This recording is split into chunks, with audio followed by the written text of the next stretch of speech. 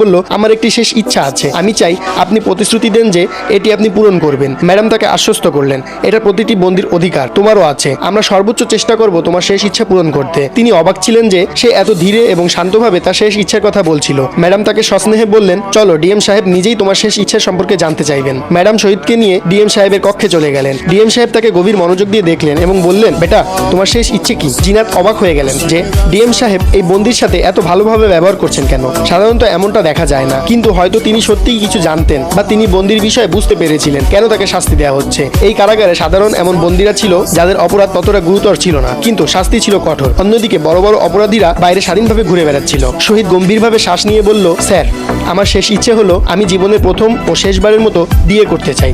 আমি আমার স্ত্রীকে পেতে চাই এবং তার সাথে রাত কাটাতে চাই। এটা শুনে যেন পুরো ঘর স্তব্ধ হয়ে গেল। আমি এবং অন্য সবাই বিস্ময়ে একে অপরের দিকে তাকাতে থাকলাম। ডিএম সাহেব কিছু মুহূর্ত নীরবে রইলেন, তারপর সস্নেহে বললেন, বেটা, আমরা তোমার বিয়ে করিয়ে দিতে পারি, কিন্তু কে সেই মেয়ে যে তোমার সাথে বিয়ে করতে চাইবে? এটা জেনেও যে পরের দিন তোমাকে ফাঁসি দেওয়া হবে? তিনি কিছুক্ষণ থেমে আবার বললেন, তুমি তো মৃত্যুদণ্ডপ্রাপ্ত বন্দী, তুমি এত ধনীও নয় যে অর্থের লোভ দেখিয়ে রাজি করতে পারবে। তাছাড়া তুমি একটা দরিদ্র পরিবার থেকে এসেছো এবং দরিদ্রদের সাথে বিয়ে করতে কেউই সহজে রাজি হয় না, বিশেষ করে এমন পরিস্থিতিতেও একদমই রাজি হবে না। কেন তোমার জীবনের শেষ সুযোগটাকে নষ্ট করছো?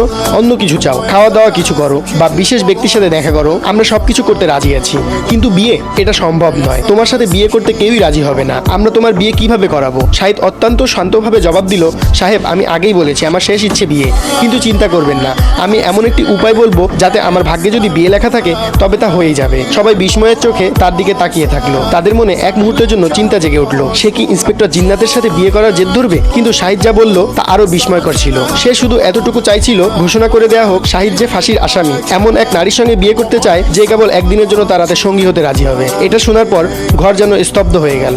সবাই অবাক হয়ে একে অপরের দিকে তাকাতে লাগলো।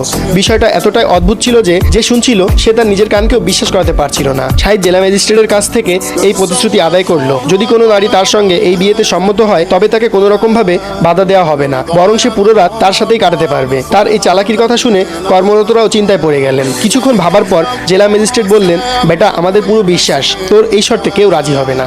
কেনই বা করবে? কেনই বা শুধুমাত্র একদিনের জন্য তোর বউ হইতে চাইবে? কে বা কেন তার নিজের পরিবারকে বিপদে ফেলবে?